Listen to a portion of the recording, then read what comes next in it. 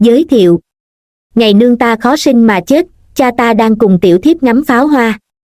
Về sau tiểu thiếp kia trở thành kế mẫu của ba huynh muội chúng ta, tiến hành giáo dục chúng ta theo cách tân bốc thái quá. Ca ca nghiện cờ bạc, bị chặt hai tay, hoàn toàn trở thành phế nhân, nhảy sông tự vẫn. Mà tỷ tỷ, bị kế mẫu giật dây, bỏ trốn cùng một thư sinh, lại bị đám ăn mày ở miếu hoang nhục nhã, rồi bị bán vào thanh lâu, chịu mọi tra tấn, cuối cùng nhảy giếng tự sát. Mà ta, bị bọn buôn người cắt lưỡi, chặt đứt tứ chi, biến thành ăn mày kiếm tiền cho bọn chúng. Lần này, ta sống lại vào năm ta 4 tuổi. Nữ nhi, con rốt cục tỉnh rồi, hù chết nương. Cả người ta lúc nóng lúc lạnh, mê mê mang mang, ký ức khủng khiếp kiếp trước còn đang không ngừng xâm nhập, công kích ta. Ca ca 14 tuổi và hai cánh tay bị chém đứt bị người ta ném tới trước cửa nhà, đám hạ nhân hoảng loạn chạy đến báo cho phụ thân. Ca ca chật vật, trên người lẫn lộn máu và tro bụi, giống như một tên ăn mày bò trên mặt đất.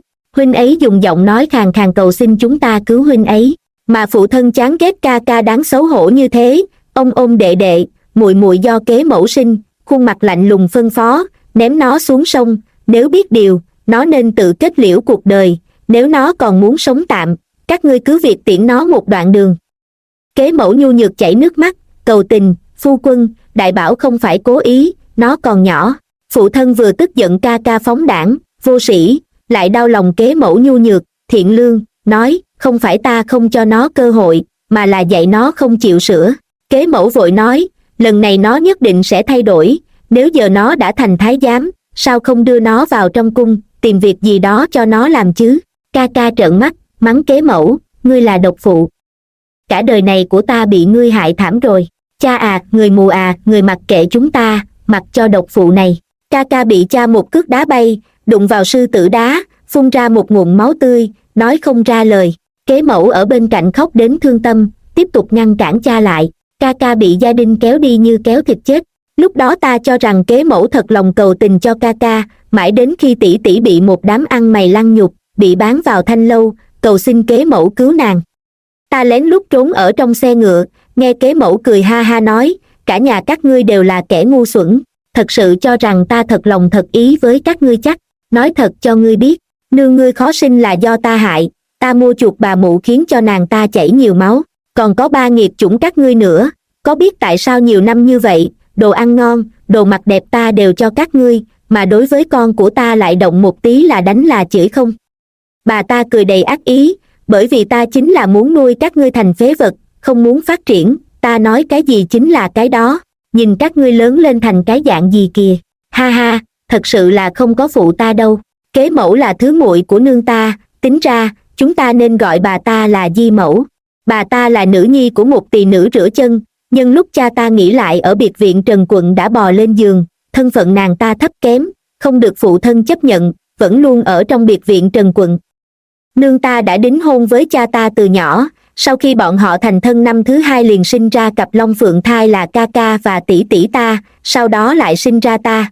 Mấy năm đầu, tình cảm của bọn họ rất tốt, cho đến khi kế mẫu thường xuyên đến thăm nương ta, câu dẫn cha ta. Bà ta quỳ dưới mặt đất cầu mẫu thân tha thứ bà ta, nói bà ta và cha ta chỉ là lỡ uống rượu với nhau. Không có cách nào, bà ta thành thiếp của cha ta. Quan hệ giữa cha nương càng ngày càng tệ, mà kế mẫu mỗi lần tới chỗ nương ta đều khóc lóc sướt mướt, thề bà ta tuyệt đối không có ý gây rối. Thậm chí lúc nương ta bị bệnh, bà ta còn nếm đại tiện của nương ta, để đại phu có thể phán đoán chính xác bệnh tình của nương ta. Nương ta bị bà ta làm cho cảm động, cảm thấy kế mẫu thật sự đối xử tốt với mình, nên cũng chấp nhận bà ta. Sau khi ta bị bán vào thanh lâu, lời kế mẫu nói với ta dường như vẫn còn văng vẳng bên tai, nương ngươi là tên ngu xuẩn vừa mềm yếu. Ha ha ha, cho là mình xuất thân cao quý thì rất giỏi, còn không phải bị ta đùa bỡn trong lòng bàn tay sao? Nàng ta là quận chúa thì như thế nào, con nàng ta sinh ra còn không phải cũng chết từ trong trứng nước sao? Ba đứa còn lại, một đứa bị chặt tay hoàn toàn, một đứa thành kỹ nữ thanh lâu, còn đứa còn lại thì sao? Bà ta nói xong, liền lôi ta ra, tàn độc nhìn ta, để cho ngươi trở thành ăn mày đi. Ha ha ha ha. Ta chỉ là nữ nhi của tỳ rửa chân, hôm nay không phải cũng là thiếu phu nhân của Trần Quận Tạ gia này sao? Trần gia các ngươi đem lại bao nhiêu thống khổ lên người ta muốn các ngươi nếm trải gấp 10 lần. Cuối cùng ta cũng hiểu được, vì sao mỗi lần ca ca đi đánh bạc, kế mẫu ngược lại còn cho huynh ấy nhiều tiền hơn, vì sao khi ca ca chơi cùng thiếu niên một lòng hướng học kia, kế mẫu nói mấy câu với thiếu niên kia, những thiếu niên kia không còn chơi với ca ca nữa. Bởi vì kế mẫu chính là muốn ca ca không có bạn bè tốt dẫn dắt, chỉ được chơi với những người hư hỏng, sau đó nhiễm phải thói cờ bạc.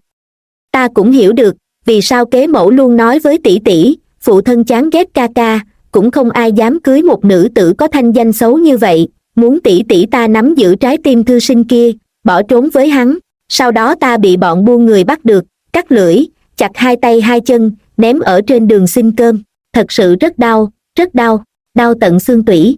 Vào cái ngày đông ta chết kia, ta thấy cha ta mang theo hai đứa con của kế mẫu vào tửu lâu lớn nhất Trần quận ăn cơm, vẻ mặt kế mẫu dịu dàng, cầm lấy khăn tay lau mồ hôi cho ông. Kế mẫu nhìn thấy ta, vẻ mặt đau lòng nói, tướng công, nơi này có một tên ăn mày, cho nó chút bạc đi. Thật không biết Minh Tú và Nguyệt Nhi rốt cuộc đi nơi nào. Hai đứa nhỏ này cũng thật là, cho dù muốn đi nhà ngoại, cũng nên nói cho chúng ta biết một tiếng, đều do ta bình thường quan tâm các nàng không đủ. Khuôn mặt vốn đang dịu dàng của cha ta khi nghe thấy tên của ta và tỷ tỷ lập tức hiện lên vẻ chán ghét, ông trách mắng, không có việc gì đừng nhắc tới chúng nó, không biết xấu hổ, danh môn khuê tú, thế mà một mình ra khỏi nhà, ta thật sự là nhìn lầm chúng nó rồi, hết đứa này đến đứa khác, quả thực muốn vứt hết mặt mũi Tạ gia đi. Nói xong, ông lại dỗ dành hai đứa nhỏ trên tay mình, cũng tuyệt đối đừng học các ca ca tỷ tỷ kia của con, biết không? Một thỏi bạc bị ném xuống trước mặt ta, kế mẫu nhìn ta một cái, cười khẽ rồi tiến vào tửu lâu. Ta chết vào mùa đông, những tên ăn mày khác vì cướp bạc trước mặt ta, hung hăng đánh ta bị tổn thương nội tạng, mùa đông quá lạnh, rốt cục không chống chọi được nữa. Năm ấy ta 11 tuổi, nhớ tới kiếp trước, ta ôm chặt nương ta, sụp đổ khóc lớn, nương ta khóc còn thảm hơn cả ta, ca ca, tỷ tỷ cũng ở bên cạnh khóc không thành tiếng. Ta bây giờ 4 tuổi, ca ca, tỷ tỷ 7 tuổi, nương chưa chết, tất cả đều còn cơ hội. Sao lại khóc thế? Một nam tử đi vào, mặt hắn như ngọc, dáng người cao gầy, đôi mắt vừa sắc bén, vừa tình cảm, là cha của ta. Kiếp trước, ông cưới nương ta là bởi vì môn đăng hộ đối. Kỳ thật ban đầu cũng là trai tài gái sắc, là thần tiên quyến lữ ai ai cũng cực kỳ hâm mộ. Nhưng sau khi ông và kế mẫu lăn lộn cùng một chỗ, liền sủng thiếp diệt vợ, dùng hết mọi chú ý vào kế mẫu. Sau khi nương ta chết, cha ta hoàn toàn mặc kệ chúng ta sống chết, ông cảm thấy kế mẫu đối xử với chúng ta rất tốt, không bạc đãi chúng ta. Nương ta cứng đờ cả người, lau nước mắt, nói, đứa nhỏ này gặp ác mộng rồi khóc đến nỗi lòng thiếp cũng khó chịu. Cha ta cười nói, nàng mềm lòng quá, bởi vì phong hàn, ta vô cùng yếu ớt, nương ta ôm ta, bón từng thìa thuốc cho ta uống, ca ca ta, tỷ tỷ ta ở bên cạnh, dựa sát vào nương ta. Lúc này, thứ muội Trần Giai Giai của nương ta tới, Nguyệt Nhi, khá hơn chút nào không? Đau lòng chết di mẫu rồi. Lúc này, Trần Giai Giai thường xuyên đến Tạ gia thăm nương ta. Lúc trước chúng ta ra ngoài đi dạo, ca ca ta bị một con chó hoang đuổi theo cắn, là Trần Giai Giai bất chấp thân mình cứu ca ca ta, còn bà ta thì bị cắn vài cái. Mà lúc nương ta bị bệnh, Trần Giai Giai lại trực tiếp nếm đại tiện. Về sau, nương ta liền thật lòng tiếp nhận thứ muội luôn không có chút cảm giác tồn tại ở Trần quận này. Bây giờ nghĩ lại, con chó kia cùng tất cả mọi chuyện, có lẽ cũng là kế sách để Trần Giai Giai tranh thủ hảo cảm của nương ta. Bà ta muốn sờ mặt tôi, ta chán ghét phun nước thuốc đen đắng nghét trong miệng lên người bà ta. Á, Trần Giai Giai kêu một tiếng, lập tức thương tâm hỏi, Nguyệt Nhi, là di mẫu chọc con tức giận sao? Di mẫu xin lỗi con. Cha ta cau mày nói, Nguyệt Nhi, không được vô lễ như vậy, lòng ta lạnh băng. Nương ta thản nhiên nói, Giai Giai, muội đi trước đi, Nguyệt Nhi còn chưa khỏe, khi nào khỏe lại sẽ tạ lỗi với muội. Trần Giai Giai lo lắng nói, tỷ tỷ, muội không sao, nhưng ngược lại là tỷ, sức khỏe mới tốt lên chưa lâu, vẫn là không nên vất vả, muội tới giúp tỷ trông chừng Nguyệt Nhi. Không cần, nương ta gọi tỳ nữ thân cận Thu Thiền, nói, Thu Thiền, tiễn khách. Thu Thiền cô mặt mày xinh đẹp, lớn lên cùng nương ta từ nhỏ. Sau khi nương ta chết, ban đầu là Thu Thiền cô chăm sóc chúng ta, bà ấy luôn bảo chúng ta đề phòng Trần Giai Giai, không nên dễ dàng tin tưởng bất cứ ai. Sau này Thu Thiền cô bị phát hiện trộm một bộ trang sức của Trần Giai Giai bán bà ấy đi, sau đó nghe các tỳ nữ nói, Thu Thiền bị chủ nhân mới ngược đãi đến chết. Nước mắt của ta lại rơi xuống. Thu Thiền nói, Ngũ cô nương, mời. dù sao ngài cũng là một cô nương chưa xuất giá, nô tỳ cả gan nói một câu, ngài thường xuyên xuất đầu lộ diện như vậy không thích hợp. Sắc mặt Trần Giai Giai có chút khó coi, trước kia, những lúc như này, nương ta đều sẽ nói giúp Trần Giai Giai, hiện tại nương ta lại im lặng. Trần Giai Giai nhẹ giọng, tủi thân nói, ta chỉ sống một mình ở Trần quận, rất cô đơn, tỷ tỷ tới nên muội muốn thân thiết chút thôi. Trên mặt Thu Thiền tỏ vẻ khinh bỉ không chút che giấu, thấy nương ta không nói gì, Trần Giai Giai đi một bước lại quay đầu ba mới chịu rời đi. Ánh mắt cha ta nhìn theo bà ta một lát, chuyện cha ta và Trần Giai Giai gian díu với nhau là sau khi nương ta mang thai lần nữa. Không bao lâu sau, cha ta cũng ngồi không yên, cũng rời đi. Nương ta nháy mắt với Thu Thiền lĩnh mệnh rời đi. Ta ôm nương ta nói, nương, con chán ghét nữ nhân kia, đừng để bà ta tới nhà nữa. Muội, sao vậy?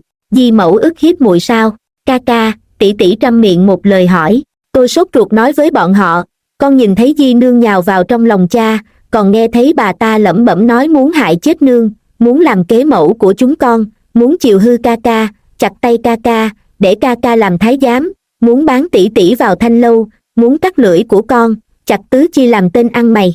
Tôi khóc đến thương tâm muốn chết, nương ơi. Nương đừng có mang thai, con còn mơ một cơn ác mộng, trong mơ, tên xấu xa kia chính là thừa dịp nương sinh con, mua chuộc bà mụ hại nương. Ca ca, tỷ tỷ khiếp sợ nhìn ta, trên mặt là sợ hãi và hoảng sợ. Nương đau lòng nhìn ta, sờ trán của ta, dịu dàng hỏi, con hôn mê 3 ngày 3 đêm, một mực kêu khóc, cũng là bởi vì nằm mơ thấy điều này. Ta gật đầu, sợ nương ta không tin, vội nói, nương, là thật đó, Di mẫu là muốn câu dẫn cha. Sau khi nương chết, cha cũng mặc kệ chúng con, tùy ý để 3 người chúng con bị kế mẫu hại chết. Lúc này, Thu Thiền trở về, nói với nương ta, tiểu thư, tiện nhân kia quả nhiên khóc ở đình, chờ thiếu chủ đi qua, thiếu chủ an ủi 2 câu, tiện nhân kia liền thừa cơ dựa vào người thiếu chủ. Nương ta lau nước mắt cho ta, nhẹ giọng nói với ta, nương đã biết rồi, nương cũng có giấc mộng giống như Nguyệt Nhi không cần lo lắng, lần này nương nhất định sẽ bảo vệ tốt chính mình, bảo vệ tốt 3 huynh muội các con, còn cả Thu Thiền cô của con nữa, được không nào? Nương, người cũng biết chuyện của Thu Thiền cô sao? Nương gật đầu, bà giang 2 tay ra, nói với Thu Thiền cô, Thu Thiền, muội muội của ta, tới đây. Tiểu thư. Thu Thiền ôm lấy bà, nương ta cam đoan với ta, lần này nhất định sẽ bảo vệ tốt chúng ta, còn nói Trần Giai Giai là người xấu, bảo chúng ta sau này đừng tiếp cận bà ta nữa, nhưng bây giờ không thể biểu hiện ra ngoài, tránh đánh rắn động cỏ. Ta thả lỏng một chút. Sau mấy ngày, thân thể của ta đã khỏe lại, Trần Giai Giai tới gặp nương ta luôn báo người ta từ chối. Ta nghĩ là, tốt nhất vẫn là trực tiếp giết Trần Giai Giai cho bất việc, tránh bị bà ta hại, nhưng nương ta nghiêm túc nói với ta, Nguyệt Nhi, con bây giờ chỉ là một đứa nhỏ, chuyện của người lớn giao cho nương xử lý, nương chỉ hy vọng con có một tuổi thơ hạnh phúc, vui vẻ, nếu nương cũng mơ giấc mơ kinh khủng đó, ta liền tin tưởng bà. Ca ca, tỷ tỷ đang nghe phu tử giảng bài, ta ở bên cạnh nhìn chằm chằm, đời này, ta cũng không thể để ca ca, tỷ tỷ học hư. Đến buổi trưa, bọn họ rốt cuộc cũng học xong, ta hỏi ca ca, hôm nay có nghiêm túc nghe giảng không? Ca ca nhíu mày liếc ta một cái, Tạ Tân Nguyệt, muội đừng như người lớn hỏi ta về việc học, ta là ca ca muội. Ta nghiêm túc nói, ca ca, muội là muội muội của ca, người một nhà chúng ta như thể tay chân, ca không được học hư, ca phải nghiêm túc đọc sách, không được nhiễm thói quen xấu, nếu không là ca coi như là hạng bỏ đi đấy. Nương, còn có ta và tỷ tỷ, cũng coi như bỏ đi rồi, ca không thể không hiểu chuyện. Ca bịt tai, không chịu nổi bỏ chạy. Tôi nhìn bóng lưng của huynh ấy, biểu môi, nhìn tỷ tỷ nói, tỷ, điều quan trọng nhất của nữ tử là phải tự yêu mình, tuyệt đối không thể. Ta còn chưa nói xong, tỷ tỷ cũng bịt tai chạy đi. Ha ha ha, tiếng cười hào sảng của phu tử truyền đến, nói với ta, tiểu cô nương, tuổi còn nhỏ, hiểu rất nhiều đạo lý.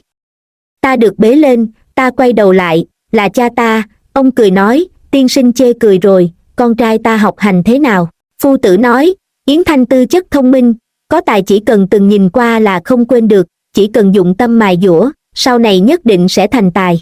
Ta nhìn cha ta đang vui vẻ cười nói, kiếp trước, từ sau khi nương mất, ông rất ít khi thăm ta và ca, tỷ. Ông đương nhiên bề bộn nhiều việc, Trần quận Tạ gia là đại tộc, ông làm thiếu chủ, phải xử lý rất nhiều chuyện, không chỉ có mỗi việc buôn bán của gia tộc, mà còn có quan hệ với đại thần trong triều. Nhưng ông lại có thời gian ở bên cạnh con của Trần Giai Giai. Có một lần ca ca bị bệnh, rất nhớ ông, ta muốn gọi cha đến thăm ca ca, nhưng ta đến viện của Trần Giai Giai, nhìn thấy ông đang bế con của Trần Giai Giai, chơi đùa nâng lên cao, như thể bọn họ mới là người một nhà. Tôi nói rõ ý đồ đến đây của ta, kết quả ông lại vội vã rời đi, bởi vì quản gia nói có khách đến, còn có sau này ta trở thành ăn mày, không thể nói chuyện. Nhìn bọn họ cả người sạch sẽ, đẹp đẽ. Ôi, nữ nhi bảo bối của ta, sao con lại khóc rồi? Tôi quay mặt đi, giãy giụa nhảy xuống đất, chạy về phía viện của nương ta. Buổi tối, cha ta nghỉ ngơi trong viện của nương ta. Ta sợ nương ta mang thai, nhưng lại không thể làm gì. Nương ta vẫn cư xử tốt đẹp với cha ta như trước, vẫn luôn mang vẻ mặt hiền lương thục đức. Ca ca, tỷ tỷ cũng rất thân thiết với cha. Bọn họ cũng không biết cha lạnh lùng vô tình đối với chúng ta như nào. Ca ca rất sùng bái cha, còn nói muốn trở thành người lợi hại giống như cha. Lúc chúng ta rời khỏi phòng nương ta còn nghe thấy cha nói với nương, U Nhược, một đứa con trai vẫn còn quá ít, sau này Yến Thanh nhất định sẽ đi theo con đường khoa cử, chúng ta còn phải sinh thêm một đứa con trai, đảm đương việc gia tộc. Nương ta cười híp mắt nói, vâng, phu quân, thiếp cũng nghĩ như vậy. Ta vừa định quay lại khuyên nhủ nương ta, Thu Thiền cô liền bịt kín miệng của ta, ôm ta ra ngoài. Bà ấy nhẹ giọng nói bên tai ta, tiểu thư, người phải tin tưởng nương người. Ta chỉ là gật đầu một chút. Ngày hôm sau, bởi vì lại mơ thấy chuyện kiếp trước, đầu ta có chút đau nên thức dậy muộn. Lúc ta tìm nương ta, Trần Giai Giai đang quỳ dưới mặt đất, nương ta và cha ta ngồi trên ghế chủ vị, sắc mặt cha ta có chút không được tự nhiên. Trần Giai Giai lệ rơi đầy mặt. Nương ta nói, Giai Giai, chúng ta là tỷ muội cùng cha khác mẹ, tuy từ nhỏ đến lớn không cùng nhau lớn lên, nhưng từ khi đến Trần quận, cảm tình tốt hơn không ít. Chính bởi vì ta coi muội là tỷ muội ruột thịt, ta mới là thật tâm thật ý giúp muội tìm nhà chồng. Nương ta thở dài, nói, tuổi muội cũng không còn nhỏ, người ta chọn cho muội tuy rằng không phải là nhà đại phú đại quý, nhưng gia thế trong sạch, nhân phẩm tuyệt đối tin được. Thu Thiền ở bên cạnh mở miệng nói, đúng vậy, Ngũ tiểu thư, tuy nói huyện lệnh kia hơi xa xôi, hơi nghèo khó một chút, nhưng làm một huyện lệnh phu nhân, cũng coi như có một cuộc sống vô cùng có thể diện. Trần Giai Giai gắt gao siết chặt ngón tay lại, nương cười nói với phụ thân, phu quân, chàng cảm thấy thế nào? Cha ta ho khan một tiếng, nói, nàng làm chủ là được, dù sao cũng là chuyện nhà nương nàng.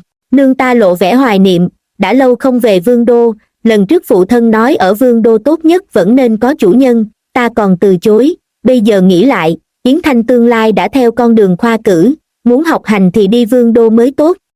Hai người nói chuyện, sắc mặt Trần Giai Giai khó xử, quản gia đến bẩm báo với cha, có khách cầu kiến, cha ta rời đi. Lúc này dường như nương ta mới nhớ tới Trần Giai Giai, liền nói, muội đứng lên đi, nữ tử lớn tuổi rồi, không lập gia đình sao được. Việc này ta sẽ viết thư cho phụ thân, mẫu thân nói rõ tình hình, ta sẽ thay muội làm chủ. Nói xong, nương ta cũng mặc kệ bà ta, nắm tay ta, nói, Nguyệt Nhi, đi, nương dẫn con đi ăn đồ ăn ngon. Ta làm mặt quỷ với Trần Giai Giai, đi theo nương ta.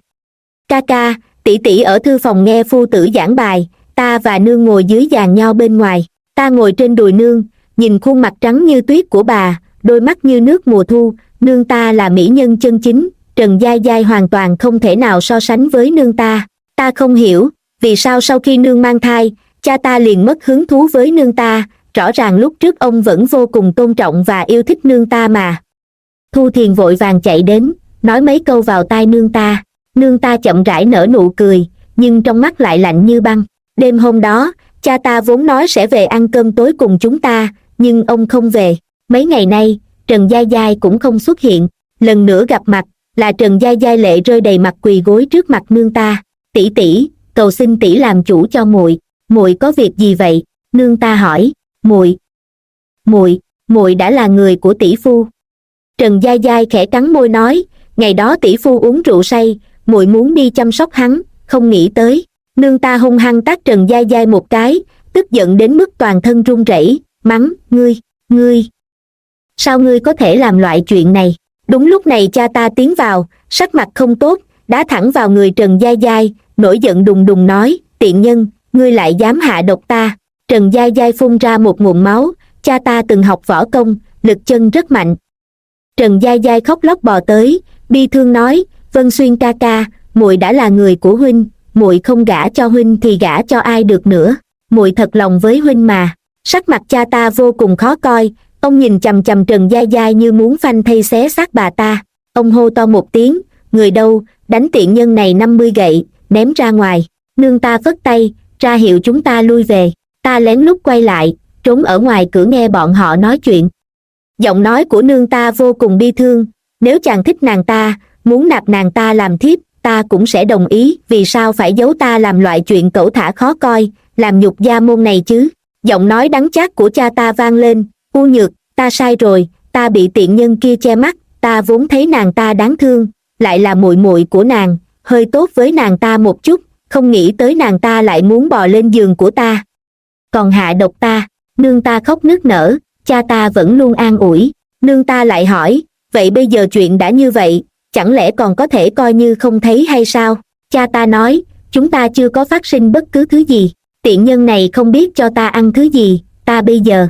Hầy, phu nhân, nghe nói đại phu Thác Hoa trứ danh có ân với phụ thân nàng, bây giờ ta bị bệnh này, e là phải mời hắn đến xem chút. Nương ta nghi hoặc nói, tướng công, rốt cuộc chàng bị sao vậy?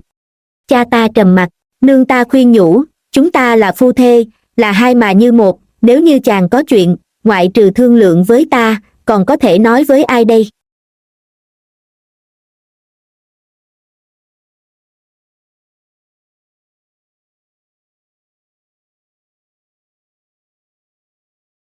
Chàng nói đi, rồi chúng ta cùng nhau nghĩ biện pháp giải quyết. Ta cũng rất tò mò rốt cuộc cha ta bị làm sao.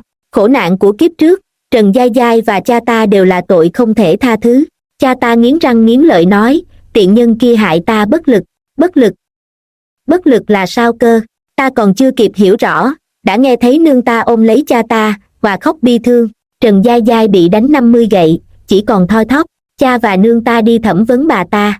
Nương ta vừa hận sắt không thành thép, vừa đau lòng nói, Giai Giai, muội là muội muội của ta, cho dù muội muốn vào Tạ gia làm thiếp, muội cũng không nên làm chuyện cực đoan như vậy, làm hại tỷ phu của muội. Hầy, rốt cuộc muội cho chàng ấy ăn cái gì? Xuyên qua khe cửa, ta nhìn thấy Trần Giai Giai như đống thịt bầy nhầy, sắc mặt bà ta tái nhợt, cả người đều đổ mồ hôi lạnh. Ta không biết. Giọng nói của bà ta đứt quãng, chỉ là thuốc tráng dương ngoài dược phòng. Nương ta nhíu mày, nói với phụ thân, hay là tìm đại phu đến kiểm tra một chút. Cha ta sắc mặt xanh mét, loại chuyện này mà bị người khác biết, mặt của ta biết để ở đâu. Nương ta trấn an, vỗ vỗ tay của ông, nói, chàng đã điều tra người của dược phòng chưa? Điều tra rồi, không có vấn đề gì, hơn nữa toàn bộ Trần quận làm gì có ai dám hại ta. Đây cũng là sự thật, trong 7 họ, 4 đại gia tộc, Vương Tạ là hai nhà đứng đầu. Cho dù là hoàng thất, cũng phải cố kỵ sức mạnh của những đại gia tộc trăm năm này. Cho dù nương ta là quận chúa Vương Phủ, nhưng gả cho cha ta vẫn bị coi là trèo cao. Đây cũng là nguyên nhân vì sao sau khi nương ta chết, ngoại tổ ta muốn đón ba huynh muội chúng ta về nuôi, nhưng Tạ gia không thả người, bọn họ cũng không có cách nào.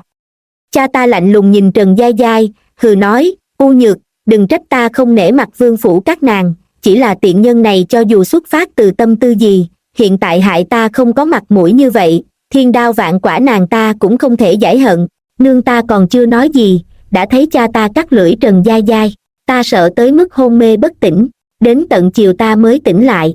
Nương ta ở bên cạnh, vừa trông coi ta, vừa lật sách. Ánh mặt trời bên ngoài chiếu vào qua cửa sổ, chiếu rọi da thịt trắng trẻo của bà, cần cổ bà thon dài, thần sắc càng thêm dịu dàng. Ta hy vọng lúc ta trưởng thành cũng có thể đẹp như bà. Ngón tay thon dài trắng như tuyết của bà lướt qua một trang sách, bà thản nhiên nói, tỉnh rồi. Ta nhào vào trong ngực bà, thấp giọng nói, nương, con sợ. Đã bảo ngươi không cần nghĩ quá nhiều, nương sẽ xử lý, con trốn ở sau cửa làm gì? Phụ thân con rất tức giận, may mắn con còn nhỏ, chưa hiểu được nhiều chuyện. Còn nữ nhân xấu xa kia đâu rồi ạ? Nương cười nói, nàng ta đối xử với hài tử ta thế nào, ta muốn nàng ta phải chịu đựng toàn bộ thống khổ của các con một lần. Được rồi, chúng ta đi đón ca ca, tỷ tỷ của Tan học nào. Cha ta muốn đưa chúng ta đến Vương đô định cư. Trần quận không phải Vương đô, nhưng rất nhiều mạng lưới quan hệ và làm ăn quan trọng đều ở Vương đô. Gia Gia đã sớm có ý định để Vương đô trở thành một trung tâm khác của Tạ gia, không phải Gia Gia đi mở rộng làm ăn thì sẽ là cha đi. Ngày lên đường, trên con đường chúng ta đi ngang qua, ta nhìn thấy một tên ăn mày tóc tai bù xù, cả người bẩn thỉu. Tên ăn mày nhìn thấy xe của chúng ta, mắt sáng lên, không màng vết thương trên người, vội vàng đuổi theo. Bà ta áp sát lại gần, ta ngửi thấy mùi hôi thối trên người bà ta, còn nhìn thấy từng mảng mũ lớn trên vết thương của bà ta há miệng, muốn nói chuyện. Trên trời bỗng rơi tuyết, thời tiết càng ngày càng lạnh. Cha ta cũng nhìn thấy tên ăn mày kia, ra hiệu với thị vệ đi theo chúng ta. Thị vệ kia lĩnh mệnh mà đi. Ta trợn tròn mắt nhìn cha ta, ông ôm ta qua, che mắt ta lại, dịu dàng nói, nữ hài tử đừng nên tò mò với bất cứ thứ gì. Nương ta nói, dù sao nàng ấy cũng là muội muội ta. Cha ta nói, nàng có thể có rất nhiều muội muội, nhưng chỉ có một trượng phu. Nương ta tựa vào người phụ thân, nói, ta biết, nhưng dù gì cũng là một cái mạng. Nàng quá mềm lòng, ngày đầu tiên tiện nhân kia tới phủ, đáng nhẽ nên đuổi nàng ta ra ngoài, nếu vậy thì giờ đã không có chuyện gì. Giọng nói của ông khó tránh khỏi mang theo tức giận. Nương ta vội nói, chuyện quá khứ rồi, đừng nhắc đến nữa, chàng yên tâm, cha ta nói Thác Hoa ở Vương Đô, ông ấy vốn muốn đi du ngoạn, cha ta đặc biệt nhờ ông ấy chờ chúng ta. Sắc mặt cha ta tốt hơn một chút, nói với ta, Nguyệt Nhi, chờ đến Vương Đô rồi, ta và nương ngươi sinh cho con một đệ đệ, được không? Không được, sắc mặt cha ta lập tức khó coi, nhưng ta không quan tâm. Cha đối xử với nương ta lại tốt như trước đây, cũng càng để bụng ca ca ta hơn, sẽ dành nhiều thời gian hơn để kiểm tra việc học của ca ca, còn kiểm tra học vấn của ca ca trên xe. Đi đường chừng 10 ngày, cuối cùng cũng tới Vương Đô. Chỗ ở của Tạ gia ở Vương Đô rất lớn, nhưng nhìn từ bên ngoài vẫn rất khiêm tốn. Ngày hôm sau, một lão già tóc trắng xóa tới nhà chúng ta, nương ta đuổi tất cả chúng ta ra ngoài. Ta biết đây là khám bệnh cho cha ta. Ta không hiểu, vì sao nương ta còn nguyện ý cứu cha ta. Nhưng cha ta là con trai độc nhất của ông nội ta, lại còn là thiếu chủ Tạ gia, nếu xảy ra chuyện, chỉ sợ Tạ gia còn phải náo loạn một chút. Căn cứ vào thời gian kiếp trước, nương ta hẳn là đang mang thai, nhưng hiện tại không có chút động tĩnh nào, hy vọng sẽ không dẫm lên vết xe đổ nữa. Các bạn đang nghe truyện tại Múc Audio, cho mình xin một đăng ký kênh, một like và một comment nha. Cảm ơn các bạn. Ta đang chạy nhảy khắp nơi, liền thấy một nam tử mi thanh mục tú ở tiền viện đang chắp tay hành lễ với quản gia. Nam tử kia, lại là nam tử kiếp trước giúp tỷ tỷ ta chuộc thân. Chỉ có điều khi đó thấy hắn, tóc hắn trắng bệch, chỉ có một khuôn mặt trông giống người trẻ tuổi. Kiếp trước tỷ tỷ bị bán vào Thanh Lâu, ta trốn dưới xe ngựa, nghe thấy kế hoạch ác độc của Trần Giai Giai, bị bà ta ném cho bọn buôn người. Lúc ăn xin trên đường, ta tận mắt thấy nam tử kia mang theo tỷ tỷ ta ra khỏi Thanh Lâu. Khi đó hắn nói, Tạ cô nương, ta và nương ngươi, cũng coi như là bạn cũ, hôm nay nàng ấy đã không còn, ta không kịp săn sóc mấy đứa con của nàng ấy, trong lòng áy náy vô cùng, người sống trên đời, không có gì không vượt qua được, nếu ngươi không muốn nhớ lại quá khứ, về sau ta chính là thúc thúc của ngươi, ta dẫn ngươi tới nơi mới, sống lại cuộc đời mới. Lúc đó tỷ tỷ ta nói, ta muốn báo thù. Báo thù? Làm sao có thể chứ? Lúc đó Trần Giai Giai đã sinh con, tâm tư của cha đều ở chỗ bọn họ, cho dù biết Trần Giai Giai hại chúng ta, nhưng ca ca đã không còn, ta và tỷ tỷ khẳng định cũng là nỗi sỉ nhục của gia tộc. Ta bò sát theo sau bọn họ, nhìn bọn họ đi vào một cái viện nhỏ, nam tử kia vào trong nhà, tỷ tỷ trực tiếp đi đến bên cạnh giếng rồi nhảy xuống. Tỷ ấy không hề do dự, ta còn nhớ rằng, tay tỷ tỷ dù chỉ bị kim đâm thôi cũng đã đau chảy nước mắt. Năm đó tỷ tỷ mới 14 tuổi. Tôi nhìn tứ chi đã bị phế, muốn nói chuyện, nhưng chỉ có thể nức nở nghẹn ngào, phát ra âm thanh không chút ý nghĩa. Mắt thấy nam tử kia muốn đi, ta vội đi qua hỏi, này, ngươi là ai? Tới làm gì? Nam tử kia nhìn thấy ta, sửng sốt một chút, nói, tiểu sinh họ Hứa, tên Hoài Nam, ở bên gánh hát Thành Nam, bây giờ ta đến quý phủ, là muốn hỏi một chút có muốn nghe hí khúc hay không? Quản gia nói với ta, tiểu thư, gánh hát trong phủ đều mời gánh hát quen. Người này là đến thử vận may, nhưng trong phủ chúng ta bình thường sẽ không mời gánh hát không quen. Ta nhìn Hứa Hoài Nam nói, ngươi biết hát bài gì? Ta muốn nghe ngươi hát hí khúc. Quản gia khó xử.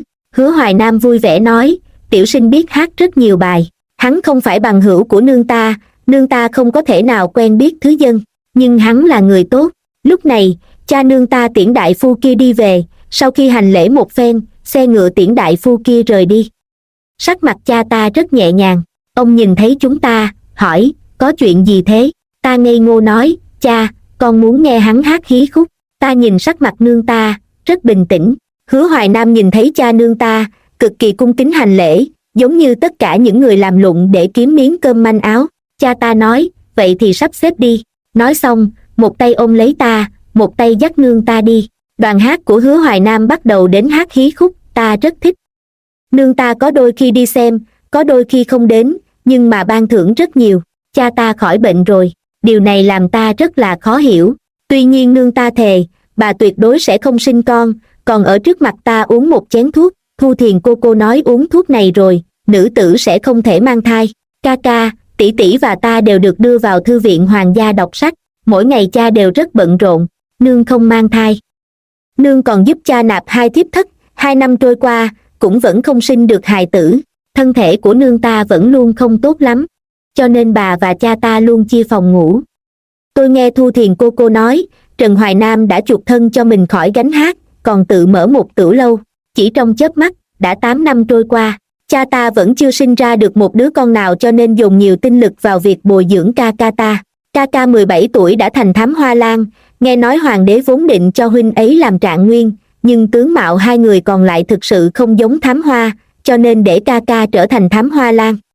Tỷ tỷ gả cho một vương gia nhàn tản, bọn họ là đồng học, cũng coi như là thanh mai trúc mã, tình cảm rất sâu đậm. Khi ca ca muốn đi Nam Kinh nhậm chức, cha nương đã cãi vã một trận rất lớn. Tôi và ca ca ngơ ngác đứng ngoài cửa nhìn nhau, trong cửa truyền đến tiếng cha ta tức giận, Yến Thanh không phải trẻ con, nó đi Nam Kinh nhậm chức, nàng đi theo làm gì? Nàng là chủ mẫu Tạ gia, trượng phu nàng còn chưa chết đâu. Nàng nên quản việc bếp núc, hầu hạ trượng phu.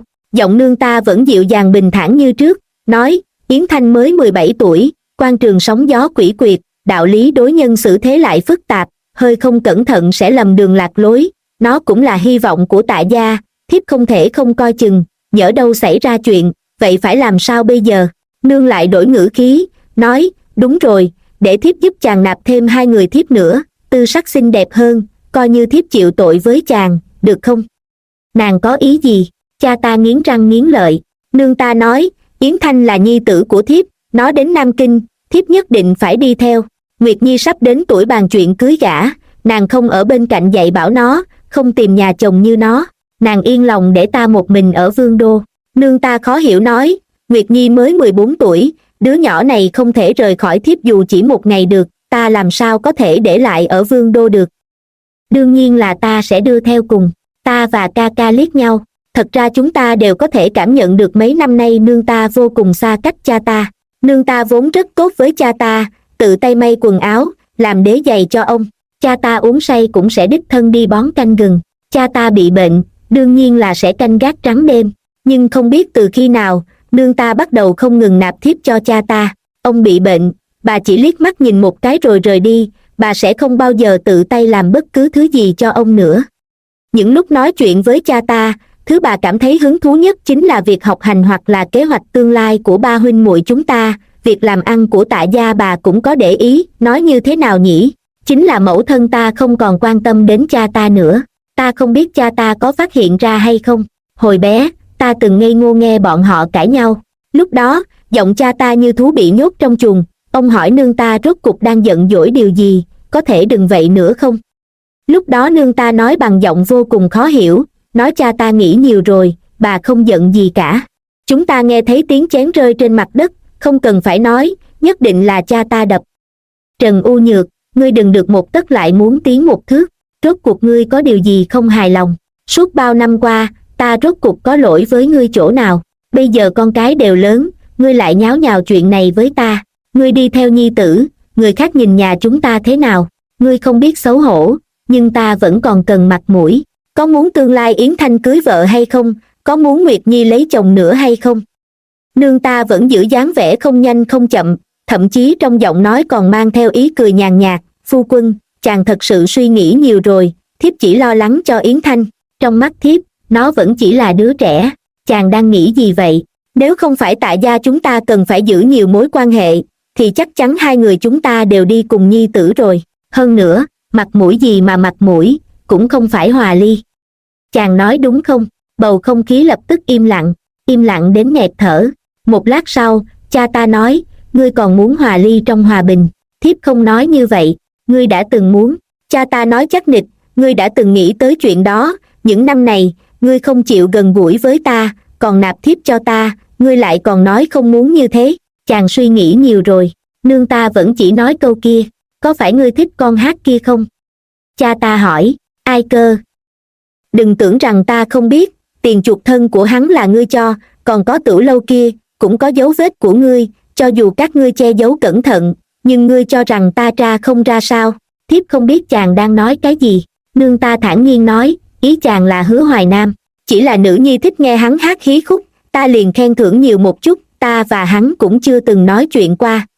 Ca ca không nghe nổi nữa, đẩy cửa đi vào, nói với cha ta, cha, sao cha có thể nói nương như vậy, nhiều năm như vậy, nương căn bản chưa từng gặp riêng một nam nhân bên ngoài nào cả. Cha ta tức giận nói, ta đang nói chuyện với nương các ngươi vào đây làm gì, ra ngoài. Nương ta nói, con đã lớn rồi, chàng đừng cả ngày động một chút là răng dậy, cũng đừng nghi thần nghi quỷ. Được rồi, bây giờ đầu óc cha con không tỉnh táo, các con đi dọn hành trang một chút, chuẩn bị 3 ngày sau xuất phát. Tối nay tỷ tỷ và tỷ phu các con sẽ đến ăn cơm, ta không đồng ý cho ngươi đi. Chàng không đồng ý, vậy chúng ta hòa ly đi. Nương ta nhìn cha ta, lại nhẹ nhàng cười nói, được rồi, đừng nóng giận, chúng ta đừng làm những chuyện khiến bọn nhỏ mất mặt mũi nữa. Ta và ca ca hóa đá tại chỗ, nương thản nhiên rời đi. Cha ta chán nản ngồi sụp xuống, hỏi ta, Nguyệt Nhi, cả ngày con ở cùng với nương con nói xem, rốt cuộc bà ấy bị sao vậy? Con cũng không biết, ta nghi ngờ là vì giấc mộng năm đó nương kể ta, nhưng nếu nương thật sự ghi hận cha, vậy mà bao nhiêu năm nay, bà vẫn luôn cười nói với cha ta. Rất nhiều người đều nói nương ta hiền lành, rộng lượng, quản lý việc nhà rất tốt.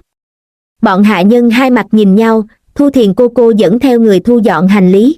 Nương ta ở phòng thu chi xem sổ sách, ta đi qua, rút vào người bà, nói, nương, chúng ta thật sự phải đi theo ca ca đến Nam Kinh sao? Nương đã lừa con bao giờ chưa? Cũng đúng, nương ta nhìn trông có vẻ nhu nhược yếu đuối, nhưng lời đã nói ra, chưa từng có chuyện không giữ lời. Hơn nữa mấy năm nay bà ấy dường như kiên cường hơn rất nhiều, dùng hết tâm sức vào việc dạy con cái và quản lý việc nhà, đối nhân xử thế không chút sai sót.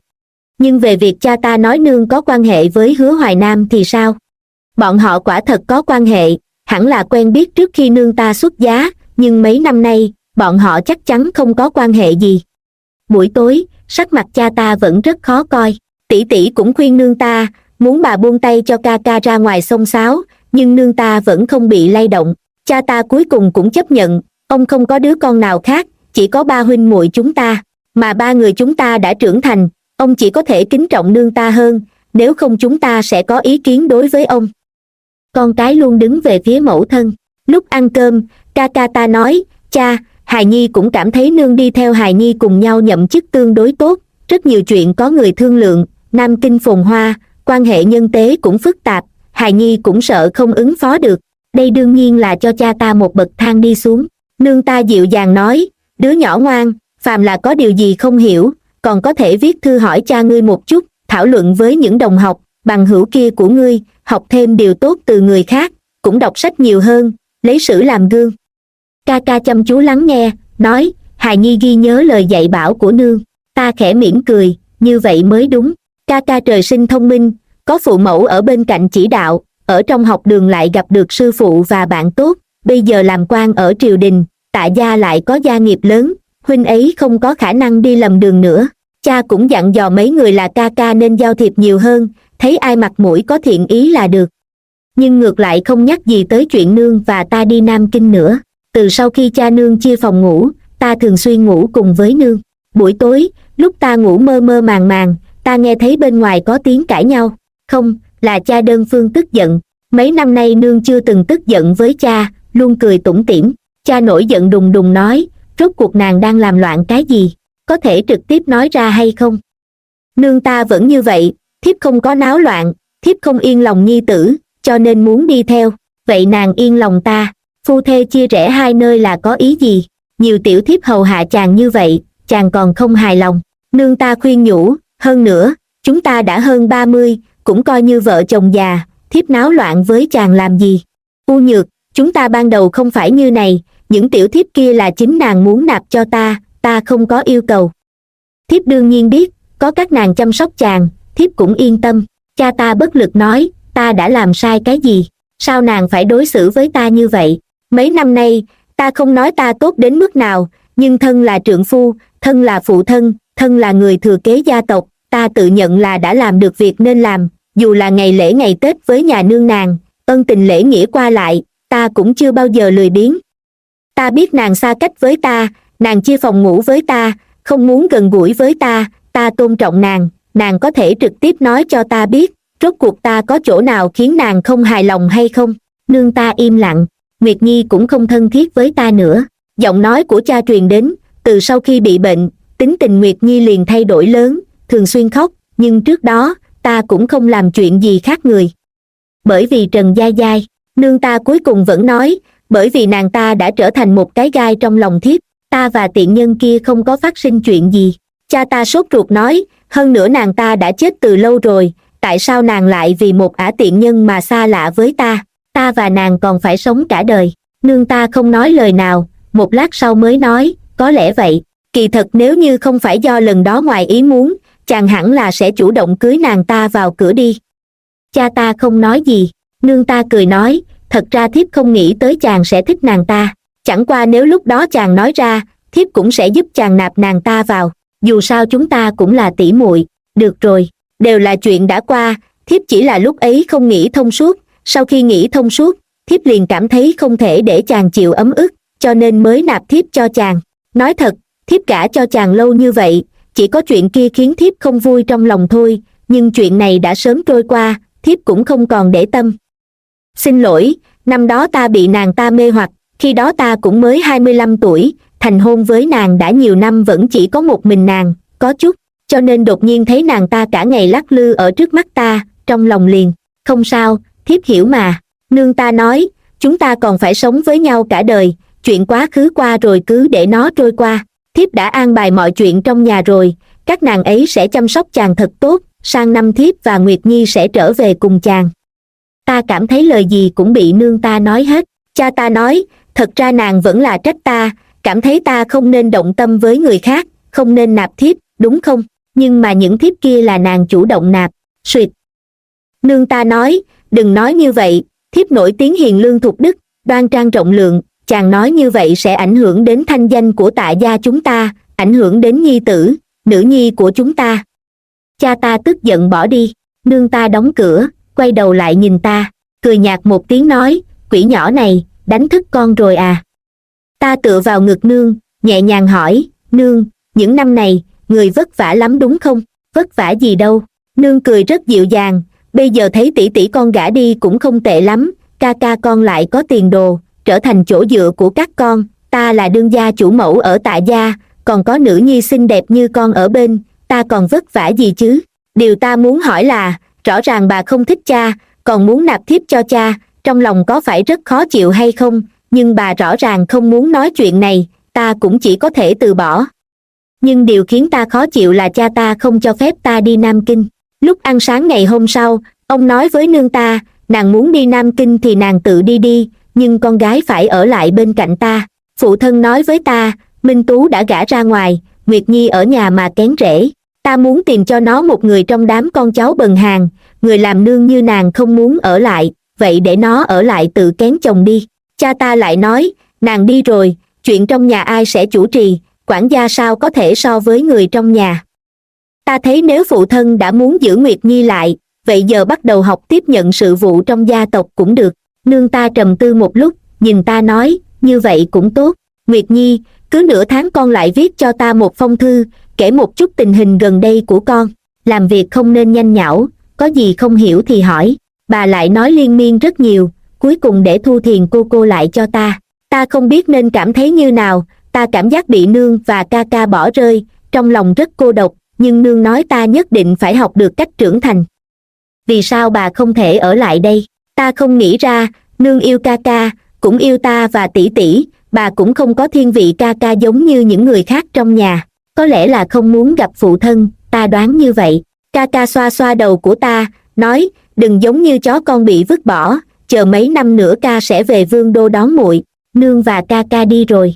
Chuyện này ở trong thế gia đại tộc cũng là hiếm thấy, nhưng mà cân nhắc đến ca ca là người thừa kế tương lai của Tạ gia, bồi đắp cẩn thận cũng là chuyện hợp tình hợp lý, sau khi hết bất ngờ cũng không ai nói gì. Sau khi trong nhà chỉ còn lại ta và cha, ông lại bắt đầu nghiêm túc dạy ta chuyện làm ăn. Ông coi trọng ta như vậy, trong lòng ta lại thấy ngũ vị tạp trần. Thời gian thấm thoát trôi qua, lúc ăn Tết, ta theo phụ thân trở về Trần Quận ăn Tết, nhưng nương lại chưa trở về. Ca ca nói nương bị bệnh, không thể đi xa.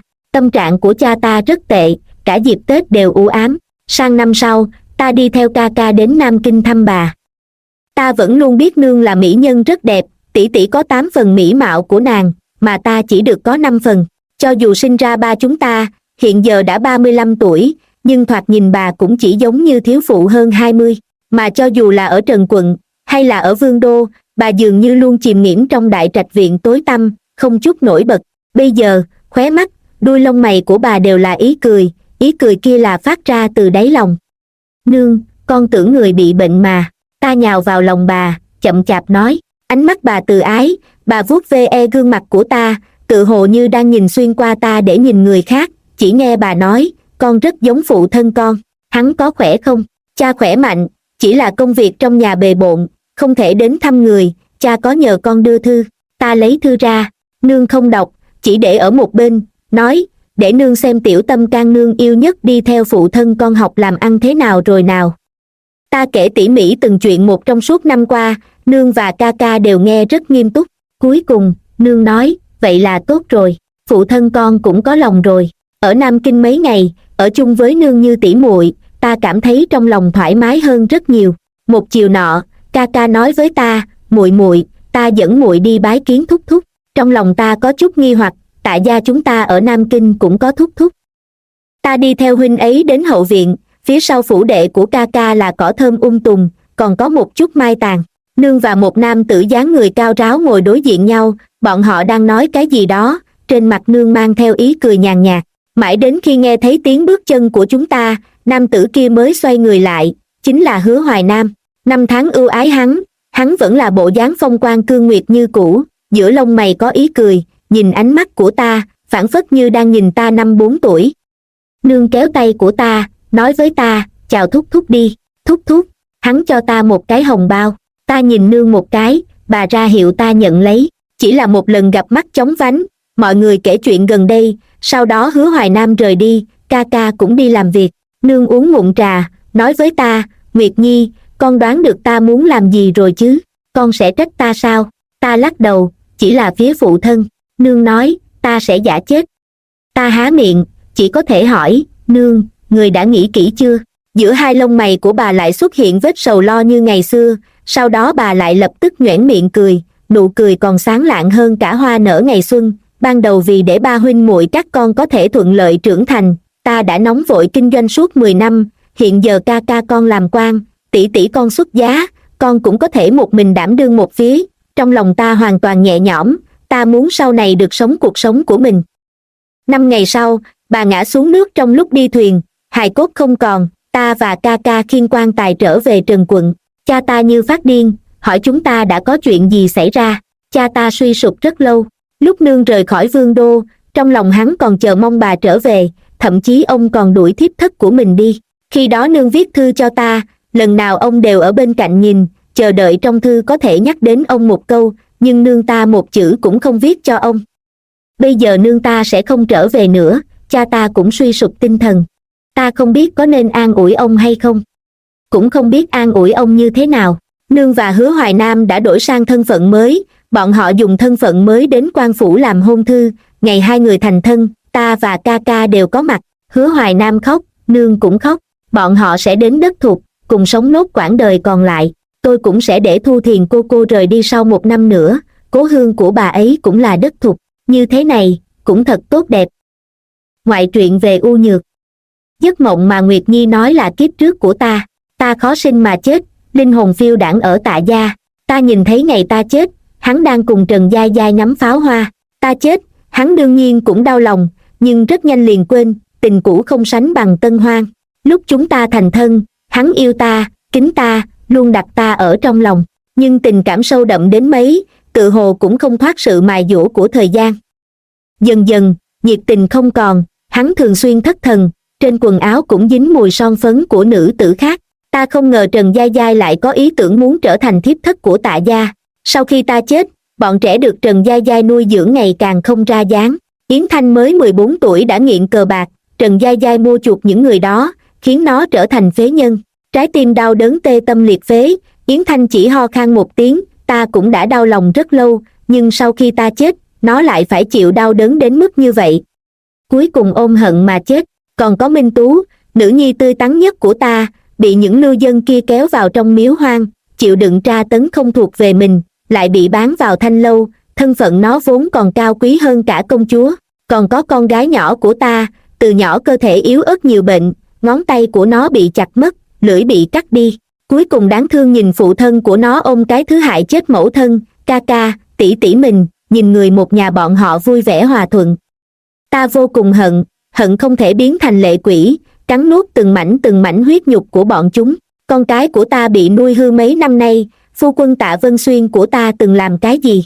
Hắn chỉ biết nghe Trần Giai Giai nói, chỉ càng lúc càng thất vọng hài tử của ta, chỉ biết đặt hy vọng lên hài tử của Trần Giai Giai. Chỉ cần hắn chịu để tâm chút thôi, hài tử của ta sẽ không thể rơi vào kết cục thê thảm như vậy. Sau khi ta chết, Hứa Hoài Nam nghe thấy thông tin, vội vàng tới Trần quận. Chàng lén lút đến mộ Tạ gia, ngồi trước mộ phần của ta một đêm, sáng hôm sau đầu đã bạc trắng. Lúc còn trẻ, chàng là diễn viên của gánh hát Vương Đô, ta đi theo mẫu thân xem kịch, mẫu thân rất hài lòng với diễn xuất của bọn họ, muốn thưởng cho bọn họ, chàng đi theo sư phụ đi ở phía sau.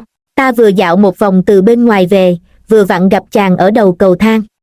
Ta nhất kiến chung tình nhưng lại chưa bao giờ muốn có kết cục gì với chàng. Ta muốn gả vào Tạ gia, ta chỉ không ngờ, nhiều năm như vậy.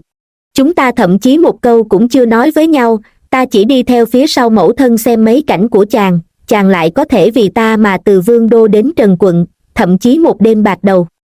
Ta nhìn thấy chàng dùng toàn bộ gia sản chuộc thân cho Minh Tú, cũng nhìn thấy cuối cùng chàng nhảy sông tự sát.